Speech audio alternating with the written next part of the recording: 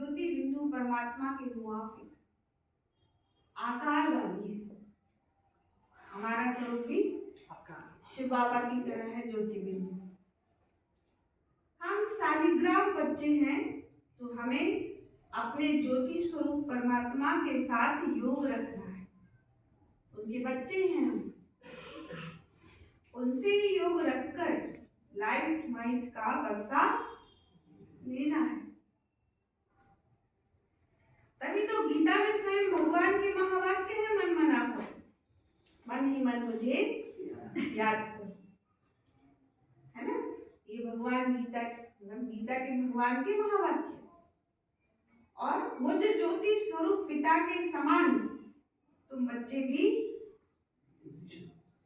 निराकारी स्वरूप में स्थित हो जाओ। इसको ही आजपा जाप कहा जाता है। निरंतर जाप चले, मन ही मन में बाबा की याद रहे। आजपा जाप माना कोई मंत्र जपने, माना कोई भी मंत्र जपने के सिवाय नेचुरल उस परमात्मा की याद में रहना, मतलब बिना मंत्र के भी याद। उसको क्या बोलते हैं? आजपा जाप। दुनिया में आजपा जाप का मतलब क्या होता है कि एक मंत्र है जो उनको लगातार कई देर तक बोलना है। लेकिन बाबा ने क्या कहा? आजपा जाप का मतलब क्या है? मम्मा ने कहा बिना मंत्र जपने की और परमात्मा की निरंतर याद, नेचुरल। इसको ही पूर्ण योग कहा जाता है। योग का मतलब एक ही योगेश्वर परमात्मा की याद में रहना, इसको ही पूर्ण योग कहा जाता है।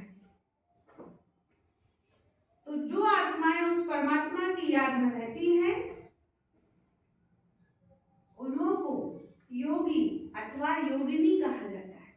योगेश्वर की याद में जो रहते हैं वही योगी और योगिनी है। जब उस योग अर्थात याद में निरंतर रहे, तब ही विकर्मों और पापों का बोझ नष्ट हो और आत्माएं पवित्र बने। कब? जब निरंतर याद रहे, तभी विकर्मों और पापों का बोझ नष्ट हो और आत्माएं पवित्र बने, जिससे फिर भविष्य जन्म में देवताएं प्रारब्ध मिलेगी। अब ये चाहिए नॉलेज, तभी योग पूरा लग सकता है। बस ज्ञान होगा तो योग लगेगा, ज्ञान जरूरी है। बिना ज्ञान के योग लगता ही नहीं। लगता होता तो हमारा तो कोई नंबर ही नहीं था। योगी तो बैठे हैं दुनिया लगा के। तो अपने को आत्मा समझ परमात्मा की याद में रहना, ये है सच्चा ज्ञान। इस ज्ञान से ही योग लगता है। अच्छा, ओम शांति।